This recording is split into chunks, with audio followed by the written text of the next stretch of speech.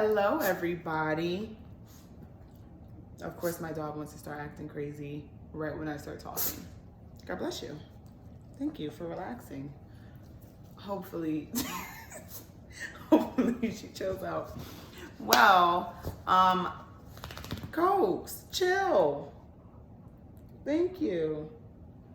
So, I know I have not been posting that much, but it was because we were on summer break and I wanted to chill, relax, and enjoy my summer break. So I stopped posting as much on social media, but now that school is about to start back up in a few weeks, I know that there will be a lot of feelings around it, maybe some questions. So I wanted to start posting again and being there for you guys. So I am back with a chapter from, you guessed it, the Confidence Code. So if you haven't already, you can go back and read the 4 chapters. Listen to me read the 4 chapters that we've already read, that's already posted. But we left off after chapter 4, we were finishing up section 1. So we're going to be starting in section 2. So remember, we got one part of the confidence code, which was risk more. There are 3 pieces to the code. And the first one was risk more. So let's continue to read and see what they have for us. So section 2 is called Confidence Inside and Out. So we start section 2 with a comic, and it's called Alex versus Her Brain Part 1. So basically Alex is overthinking and she feels like everyone is staring at her because she's wearing some shorts, and she's like, oh my gosh, this is the worst, I can't find my friends, oh my gosh, of course I'll wear these shirts today. And she's just overthinking for the most part. So chapter 5 is called You and Your Brain, and that's the picture that they have right there. And it's basically a cycle. So it's catastrophic thinking, rumination, overload, and it just keeps going and going and going. Okay, it's confession time. Girls and women can overthink things. We all seem to worry too often that we've messed up or that everything is horrible. Like Alex in Alex versus Her Brain, you may have one small stressful thought that quickly blooms into absolute certainty that you're a misfit and everyone in the world is staring at you. Or maybe that particular thing doesn't upset you, but you worry your best friend just isn't as into you as she used to be. Or you worry you let the whole cast in the school play down by missing an entrance cue. Psychologists call that ruminating. When thoughts go round and round in your head and you feel like a frantic hamster stuck on a wheel. We call it overthinking. You probably call it being trapped with the absolute worst thoughts that will never ever go away. Either way, it stinks. Bad. Once those I'm the lamest person who ever lived thoughts get in your head, good luck trying to get them out. It's easy to see why ruminating is a confidence killer. Are you really in the mood for risky action when your brain is spinning like a top? Just for fun, let's take a ride in an out-of-control brain. Maybe it'll look familiar to you. Danger, bumpy thoughts ahead. Confidence conundrum. Academic Armageddon. You get a bad grade on your end of semester test that you studied so hard for, covering material you thought you understood perfectly. And even worse, all your friends did well. Failing this test you are certain is worse than a meteorite destroying the earth. Let's go through this scenario properly and experience the agony for a hot moment. Hey, at least we're doing it together. Your teacher passes out the graded tests. Other kids look pleased, including the girl you studied with. Okay, that's a great sign. Then he puts your test down in front of you. Emblazoned at the top is a giant, pulsing, billboard-sized letter D. Here's what's happening in your head. OMG, I spent hours studying for this test. Okay, hold it together. Are those tears I feel in the corner of my eyes? No way, no crying. Please, please, please, not now. Stop tears now. Did the whole room suddenly go quiet? Noise, chattering, anything? I need to hear something besides the sound of my own failure. Will someone please get yelled at so I don't have to sit here with the whole class staring at me? When you're upset about a grade, you can descend into a downward spiral at a dizzying speed. You know how it goes. Everyone thinks I'm a failure. My teacher thinks I'm a failure. My friends think I'm a failure. I'm a total failure. I will never get into a good school. I might not even pass middle school. My mom is going to kill me. Maybe I'm just dumb. I will always just be totally stupid at math. How long do these thoughts go on? 20 minutes? An hour? A day? 1 week? 2 weeks? If you're beating yourself up about a bad grade for more than a day, that's exhausting. How many I'm useless thoughts have you let creep into your head? 500? 2,000? A gazillion? Are they making themselves right at home, having a great time in your brain, settling right in and stretching out? Yep, that's ruminating for you. The good news, we can stop it. But first, we need to take a closer look at it. Expedition into your brain. What's going on in that massive organ living in your skull? It's an amazing control center, but it can also crank out some pretty crazy ways of thinking. This is where your noticing skills become especially valuable again. Turn them inward. When we observe our thoughts, we can actually change them. Just to be clear, we're not telling you to think more or add to the ruminating. Observing your thoughts is a skill scientists called metacognition. It's like watching your thoughts and feelings from a distance. Ruminating is like being stuck inside the terrifying tornado of those thoughts. Check out the common flawed thinking patterns. Do they sound like you? Catastrophic. Do you jump to the worst conclusions? Imagine disaster around every corner.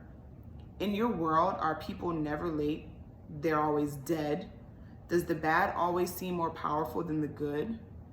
Does getting one bad grade, like in your academic Armageddon scenario, mean more bad grades will surely follow? Mind reader. Do you assume that you know what other people are thinking, especially when it's about you? Like you're sure that everyone in class saw you burst into a Noah's Ark level flood of tears? Are you pretty sure that anything bad happening is basically about you, or that people think so? If 2 people are whispering in class, it must be about your stupid answer, or about what you're wearing. Set in stone. Do you feel like things just are what they are, fixed in place? Like there's no way to make changes? That grade on the essay clearly means you're dumb, and there's not much to do about it. It had nothing to do with effort or understanding the project. You're just bad at school. Or when you miss a backhand in tennis, do you automatically think, I'm bad at tennis, versus I'm bad at backhands, I need to work on them? The headline is, we basically lie to ourselves a lot. Being a catastrophic mind reading or set in stone thinker means you are telling yourself wilder, tall tales than any fib you'd ever try on a parent or a friend. Notice these lies your brain tells you and how painful they can be. Here's why the messed up thinking can do real damage. What we think creates what we feel, which then shapes what we do. And that's where all this ties into confidence. Too much thinking, or more accurately, too much flawed thinking, leads to bad feelings and sometimes reckless action. But most often it leads to no action. We become paralyzed or frightened, and no action means no confidence building.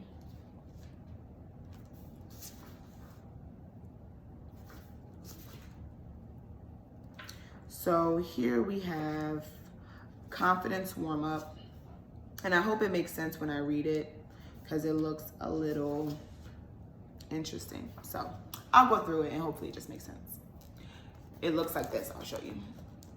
So hopefully as I read it, it makes sense to you guys. Confidence warm up.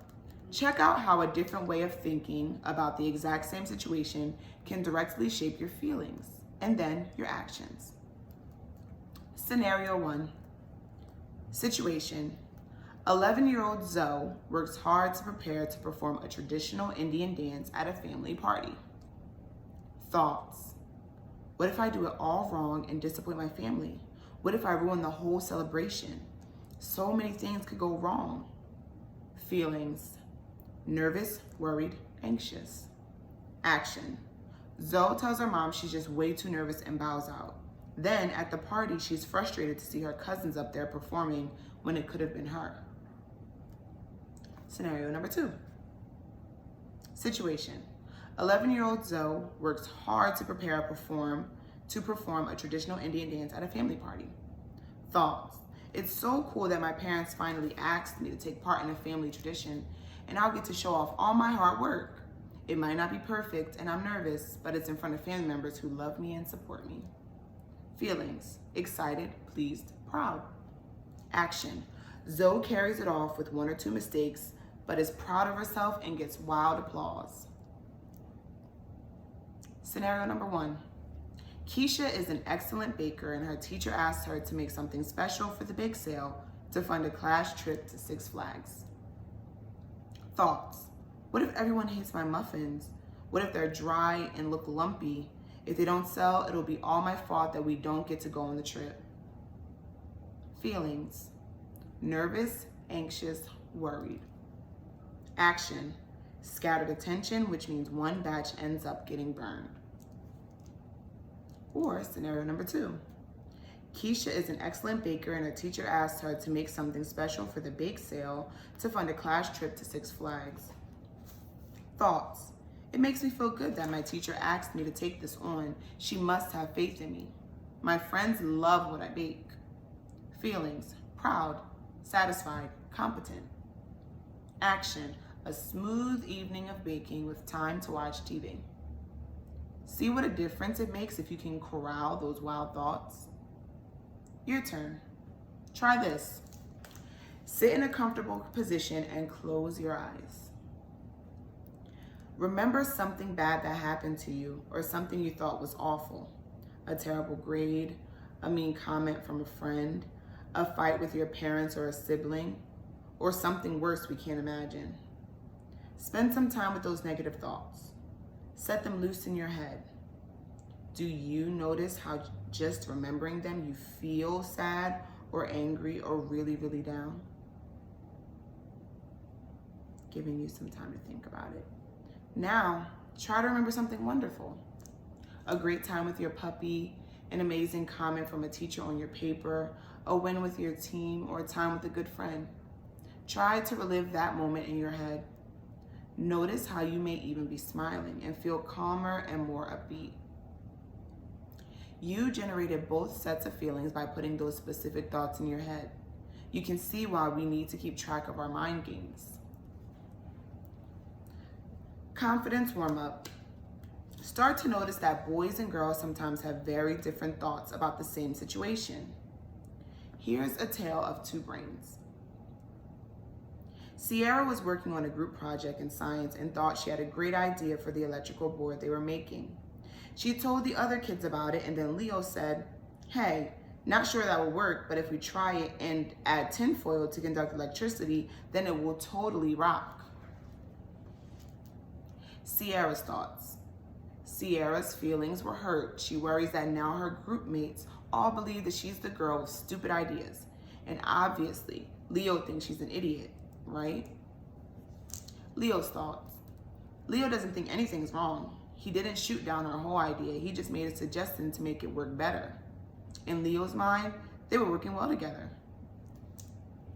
It's all in your head. Girls are great at assuming we're wrong. To prove it, here's a scientific experiment that's been repeated over and over with the same results. College students were about to take a pop quiz in science. Beforehand, they were asked to predict how they did. Boys thought they'd get 7 out of 10 right.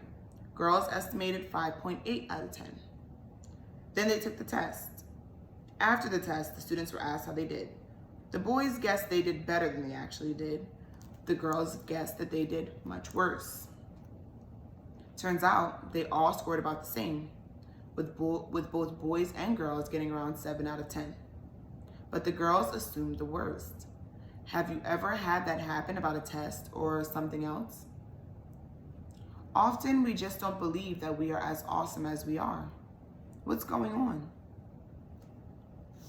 Brain factoids. Are male and female brains different? We were obsessed with this question in our adult book.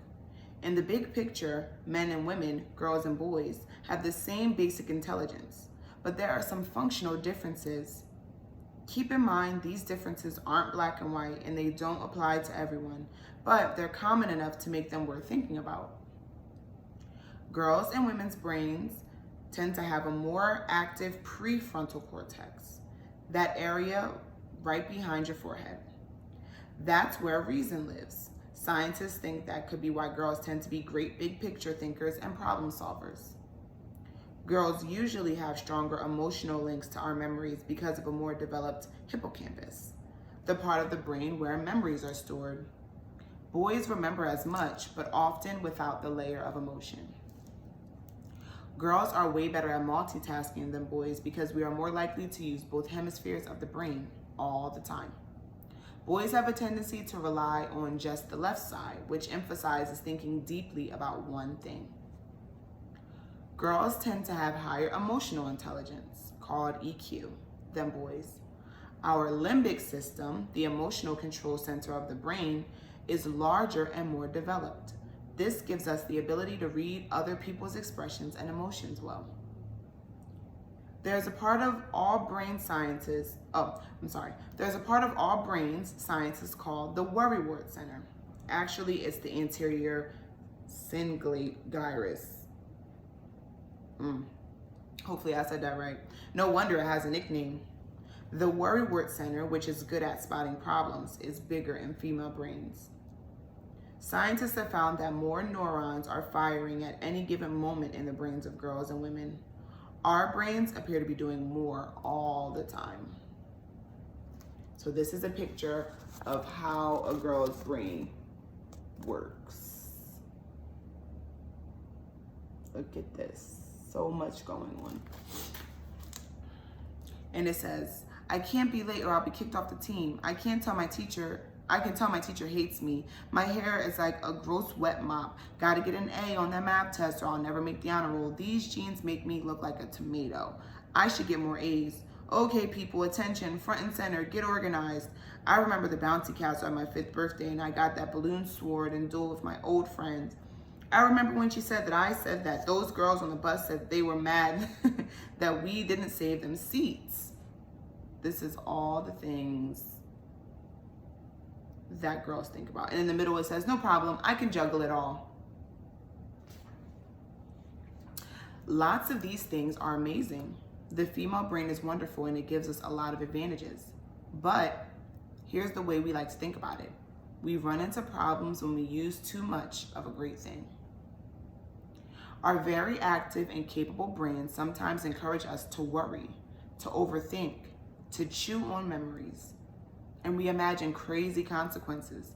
Then we end up being more cautious, taking fewer risks, being more stressed, and having way less fun. Confidence close-up. Luna has a lot of stories about overthinking.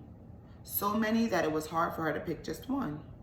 One time her math teacher insisted she make up a test she missed when she was sick the day before. She begged for more time to prepare, but he wasn't having it.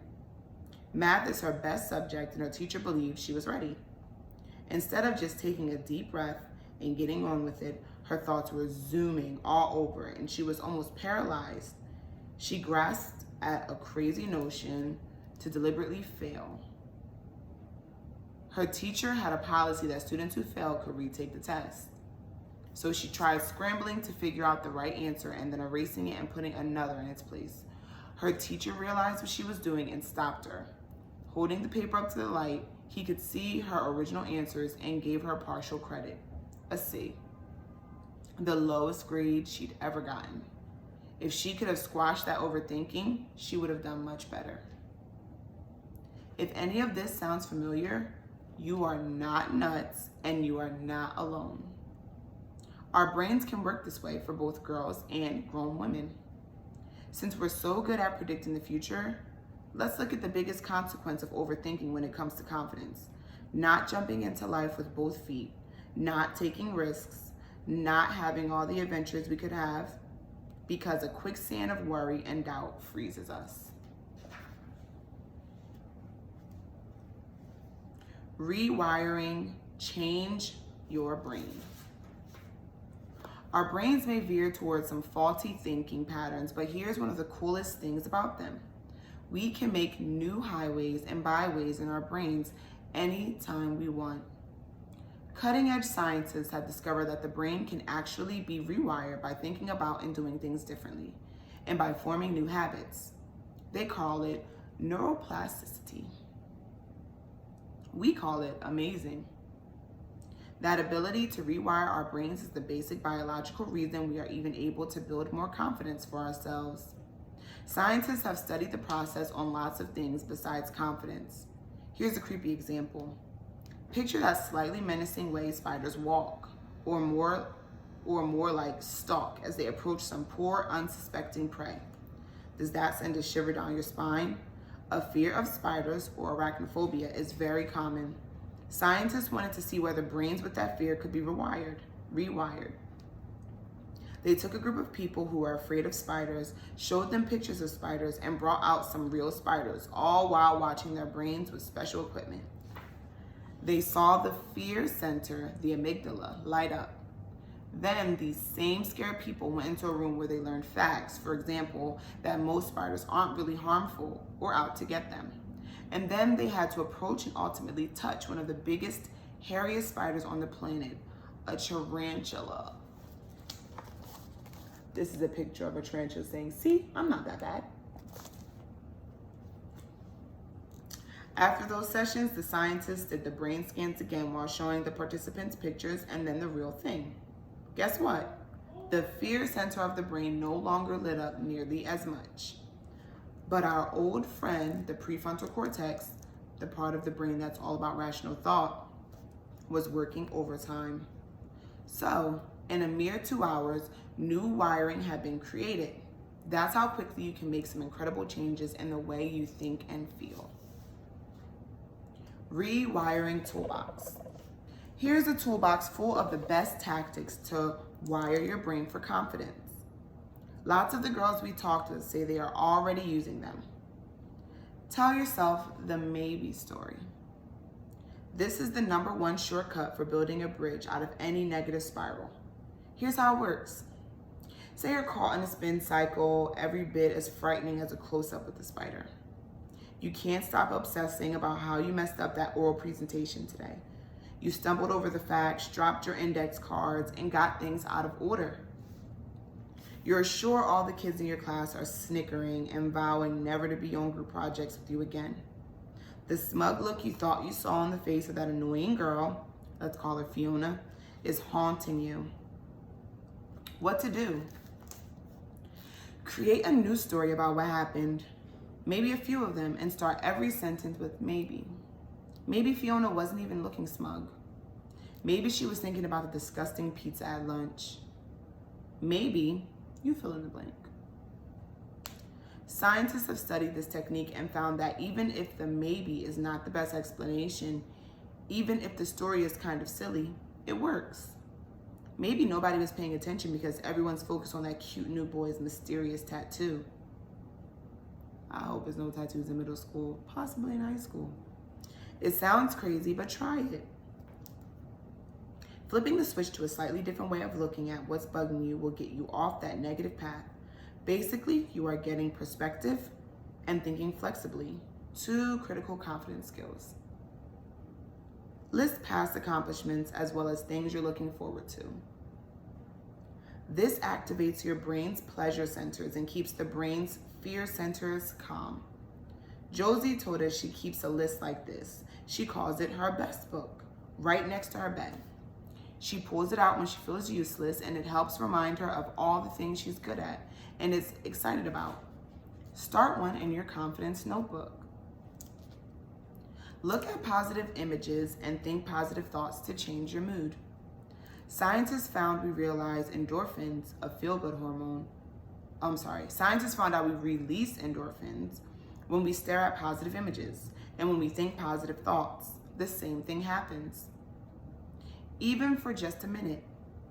Sarita keeps photos on her phone of pictures of women doing amazing things. When she's stressed, a quick look makes her happy. Hit the pause button. When Ivy wants to blow up, she makes herself hit pause. She does nothing for a few minutes and forces herself to sit still and breathe deeply. Researchers have spent a lot of time studying people who pause, control their breathing, and also meditate, and have noticed their fear centers are much smaller. Change the channel. You remember this tip? It's a great brain de-stressor. Aria switches the subject in her head by putting on music, walking her dog, or practicing violin. Changing the channel also keeps your amygdala from getting out of control. Write down negative thoughts and then rip them up or throw them away. Scientists have discovered this symbolic act actually gives us more positive feelings. Natalie writes her bad thoughts down with thick markers on construction paper and then tears them into tiny pieces. She might make a mess, but she sure feels better. Ride in a hot air balloon. Not for real, though that would be fun. But the science on this is cool. Your brain relaxes when you literally take the time to imagine yourself in the basket, rising slowly above the clouds. First, focus on the sky, the fields, the colors you see, and then look down at whatever problem is making you crazy as if it belongs to someone else, and you are just observing it. Your brain is getting perspective. When you start to direct your brain to observe things, even in your mind, like the sky and colors around you, the amygdala, or fear center, calms down, and the prefrontal cortex, or the rational command center, kicks back in. Stella likes to play this game with her mom sometimes. Recently, she used it to figure out how to choose between her best friend's bat mitzvah and her boyfriend's bat mitzvah, which were on the same day. Once she was out of the weeds and up in the air, she could see her friend really needed her support more. Find a lucky charm. Look for something small, some little object that fits in your hand, and carry it with you. Pull it out when your brain starts to hit overload. Think of 3 words to describe it and really focus on them. Presto, calm descends. Coming up with the 3 words triggers the language part of your brain to start working, which means, you guessed it, the fear center in the back of your brain can stop churning. So keep your eyes peeled for your lucky charm, like a paper clip or a hair tie or a key or a polished rock, and keep it with you. Confidence conundrum. Serious sleepover stress. Let's see how well you can manage your brain now. You find out your BFF Tori had a sleepover with your other friend Sonia, and neither of them told you beforehand. They don't know you know, even though you've tried to give them opportunities to be honest and normal about it. And it's super awkward and you're hurt. This definitely feels horrible and your mind is careening in all sorts of negative directions. First, see whether you can match the thoughts to the type of faulty thinking taking place in your brain. Flawed thinking patterns, set in stone, catastrophic, mind reader. Thoughts. A, it's over. I can't be friends with Tori or Sonia ever again. In fact, I can't ever be friends with anyone ever again. Not that I will ever come out of my room. This is the worst day of my life. B, I know they were chuckling about ditching me the whole time and giggling about what a dork I am. Obviously, they are talking about me constantly and are massively over me. C, nothing to do about it now. What's done is done. They made their choice and they didn't choose me. Just have to live with it. I can't fix the fact that they don't want to be my friend. I'm probably meant to be a loner. Answers. Let's break it down. A was catastrophic thinking, thinking that they'll never be friends with you again and you'll never be friends with anyone. B is mind reading, thinking that you know that they were talking about you and you know what they were thinking. And C is set in stone, like, oh, this is just what it is, whatever. All these choices are chock full of faulty logic and negative thoughts. What if we had a time machine and sent you back for a redo? What if you used some of those trusty solutions that we listed before? Try to match the action with the proper tool. Rewiring tools. Change the channel, write it down and rip it up, tell yourself the maybe story, hit the pause button, or look at positive images. Actions. A, tell yourself that maybe your friends had a sleepover because Sonia's mom didn't want to leave her daughter at home alone, and called Tori's mom because she knew her better than your mom. Both girls were embarrassed at the idea that it was a bit of a babysitting each other situation, so they didn't say anything to you. B, you type up all of your catastrophic thoughts and print them out, ball them up, and then turn them into a toy for your dogs. Okay, so now there's a mess to clean up, but you got them all out of your head.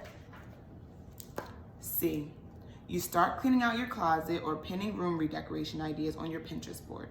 It's much healthier to take that kind of detour. D, you remind yourself of other thoughts that might make you feel good by looking at some of your favorite pictures of holidays or pets or other friends. It will help calm all the hurt feelings in your brain. Or E, before getting all that incredible exercise, leaping to dramatic conclusions, you take a minute to lie on your bed and count the cracks in your ceiling. Answers. Let's break it down. A, tell yourself the maybe story. B, write it down and rip it up. C, change the channel. D, look at positive images. Or E, hit the pause button. Learning to take control of your brain may be one of the most powerful things you can do for your confidence and for your life.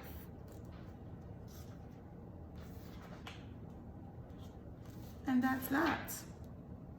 So chapter 6 is called Confident Friendship. This is the picture at the top.